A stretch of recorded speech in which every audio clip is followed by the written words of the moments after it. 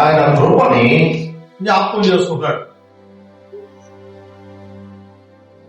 అదే మరియమ్మ గారి ఇంట్లో కూడా 147 దావీదు కీర్తనల నుంచి యెహోవా యందు భయభక్తులు గలవారి ఎడలను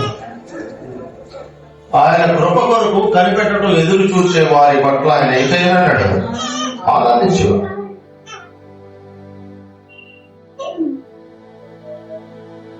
కాబట్టి ఆ పరిస్థితుల్లో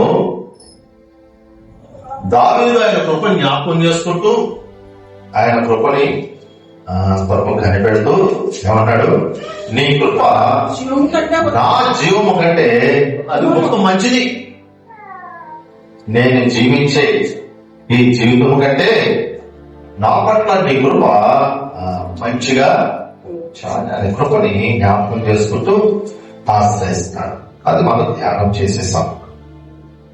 తర్వాత యెషయా 63:7 అన్నాడు, తన ప్రజలైన వారి పట్ల ఆయన కనుపరిచిన ఆశ్చర్యాన్ని, ప్రేమని, మేలుని నెమరు వేసుకుంటూ జ్ఞాపకం చేస్తూ కొన్ని విషయాలు గుర్తు చేశాడు.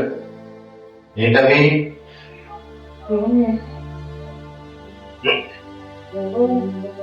మర్చిపోయారా?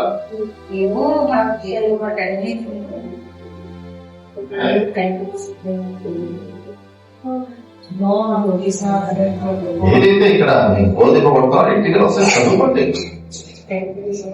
అప్పుడు మీకు స్పష్టంగా అర్థమవుతుంది. గ్రహింపు ఏదైతే ఈ దినాన్ని మనం బోధింపబడుతున్నామో ఆ వారమంతా విషయాల గురించి మనం ఏం చేయాలి?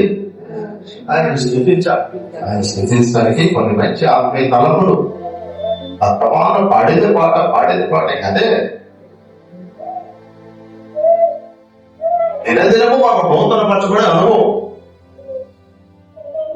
అవి తెలుపుకుంటే నా మనసులో దినదినము నా హృదయంలో నీకు అన్యోన్యత కలగడానికి, నీలో స్థిరంగా ఉండటానికి నూతనంగా ఉంచుతాడు.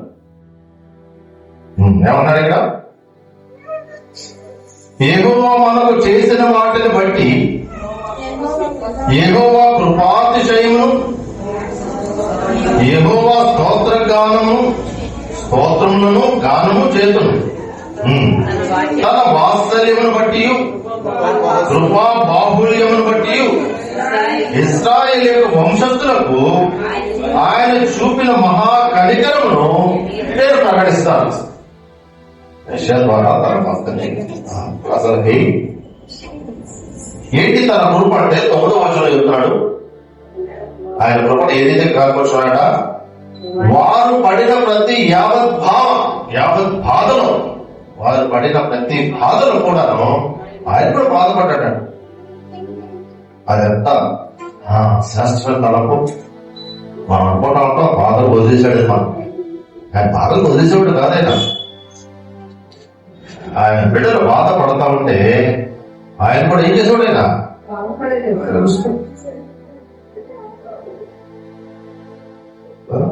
తాను ఎక్కువగా ప్రేమించిన కుటుంబం బాధపడతా ఉంటే ఆయన కూడా కఠిన కాచాడు. ఆయన కృపాతిశయాన్ని తన ప్రజలకి కనపరుస్తూ ఏం చెప్తాడు ఇక్కడ? వారి యావత్ బాధలో ఆయన బాధ నొందేవాడు. దాని గురించి ఎక్కువగా పట్టించిన కొంచెం చెప్పేసాను ఆల్రెడీ. అలాగే ఇర్మియా 31:3 అంటున్నాడు. ఇర్మియా 31:3 అంటున్నాడు ఏంటి? శాశ్వతమైన చాలా కాలం క్రిందట యెహోవా నాకు ప్రత్యక్షమై ఇలాగన్నాడట, చాలా కాలం క్రిందట ఆయన పౌరుడుగా ఉన్నప్పుడే దేవుడు ఆయన ప్రణాళిక, ఆయన ఏర్పాటు వరకు ఎంచుకున్నాడు. ఎందుకు పిలుచున్నాడు చెప్తున్నాడు మొదటి అధ్యాయంలో. తల్లి గర్భంలో రూపింపబడక మునిపే నేను నేనేం చేశాను? నేను జరిగాను. దేనిలో జరిగాడట? అప్పుడు ప్రజలు చాలా దుర్భర పరిస్థితులు ఉన్నారు. వారికి ఏం చేయను?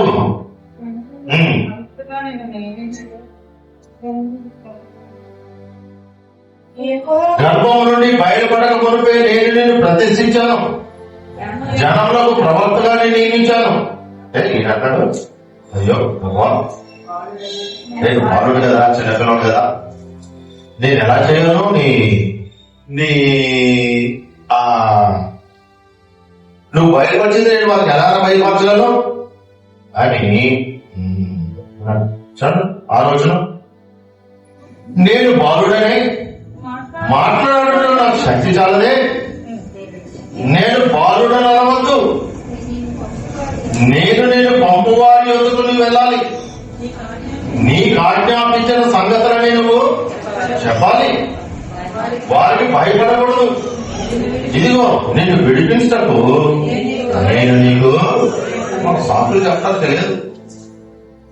దేవుడు తన ఏర్పాటులోకి నేను పిలుచుకున్న తర్వాత చాలా మంది సాకులు చెప్పి తప్పించుకుంటా ఉంటారు. దేవుని యొక్క కృప వాళ్ళు భయపరచబడకుండా నేను ఎలా చేయగలను, నాకు ఎలా కుదురుతుంది, నా పరిస్థితి ఏముంది అని చెప్తుంటాడు. ఎప్పుడు దేవుని ఏర్పాటు మనం ఏం చేయకూడదు, తిరస్కరించకూడదు. సాకులు చెప్పి నేను ఎలా చేయగలను. దివ్య కూడా అంటాడు, ఏమంటాడు, నేను బాలున్నాడు కదా, నాకు శక్తి సరిపోతుందా నీ వాక్యం వాళ్ళు ప్రకటించండి, నీ ప్రజలకి అప్పటికే వాళ్ళు ప్రజలు ఎలా ఉన్నారు, చాలా బానిసత్వం ఉన్నా ఆ పరిస్థితులు ఎదిగిన వారు పంపించి ఆయన వారికి ఏం చేశాడైనా దానిని జ్ఞాపకం చేసుకుంటున్నాడు. చాలా కాలం క్రిందట యెహోవా నాకు ప్రత్యక్షమై ఆయన శాశ్వతమైన కృపను ఏం చేశాడు, ఆయన అప్పుడు గ్రహించలేదు బాలుడిగా ఉన్నప్పుడు. ఇప్పుడు ఆయన మహిమార్థంగా వాడబడుతున్నప్పుడు ఆయన ప్రేమ ఆయన కృపను జ్ఞాపకం చేసుకుంటూ ఏమంటాడు, చాలా కాలం క్రిందట ఆయన నాకు ప్రత్యక్షమై నేను శాశ్వతమైన ప్రేమతో నేనేం చేస్తాను. ఆయన కృపను గురించిన కొన్ని తలంపులు మీకు ఈ దినాన్ని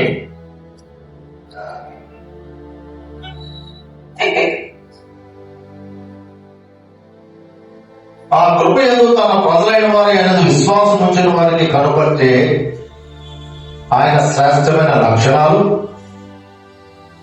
దేవుడు మన పట్ల ఆ లక్షణాలు కలిగి ఉన్నందుకు ఆయన విశ్వాసం మనకి కలిగే రెండు అంశాలు. మొదటిది, దేవుడు తన ప్రజల పట్ల కనుపరిచే కృప యొక్క శ్రేష్టమైన లక్షణం. దేవుని లక్షణం ఆయన కృప యొక్క ఆయన లక్షణాలు ఏంటో మనము దేవుడు మన పట్ల ఉద్దేశాలు ఆ లక్షణాలు కలిగి ఉన్నందుకు ఆయనది విశ్వాసం ఉంచిన వారికి కలిగే వేళ్ళు. అంతేనా? చూడండి ఆయన శ్రేష్టమైన లక్షణాలు. ద్వితీయోపదేశకాండం 4:31 ఆయన కృపయందు తన ప్రజల పట్ల ఆయన ఎటువంటి ఆలోచన కలిగి ఉన్నాడో,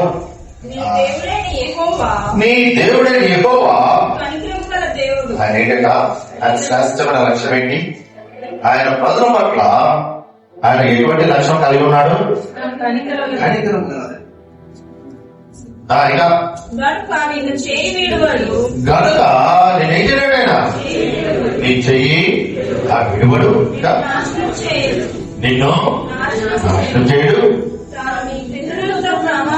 ఇదిగో తన పితరులతో చేసిన ప్రమాణం ఏదైతే ఉందో ఆ ప్రమాణం యొక్క నిబంధన ఏం చేయలేదా,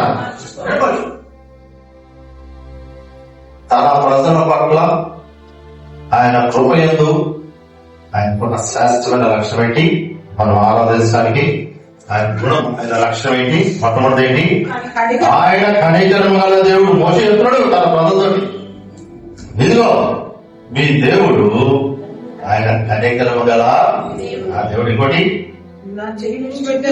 నీ చెయ్యి ఎప్పుడు విడబడుతుందో నువ్వు వదిలేదు కానీ ఆయన నీ చెయ్యి ఎన్నడూ ఏం చేయడా. ఇంకోటి, ఏదైతే నీ పిల్లలతో మా ప్రమాణం చేస్తాడో ఆ ప్రమాణం కూర్చిన నిబంధన ఆయన ఎన్నడూ ఏం చేయడైనా అది మర్చిపోయేవాడు కాదు.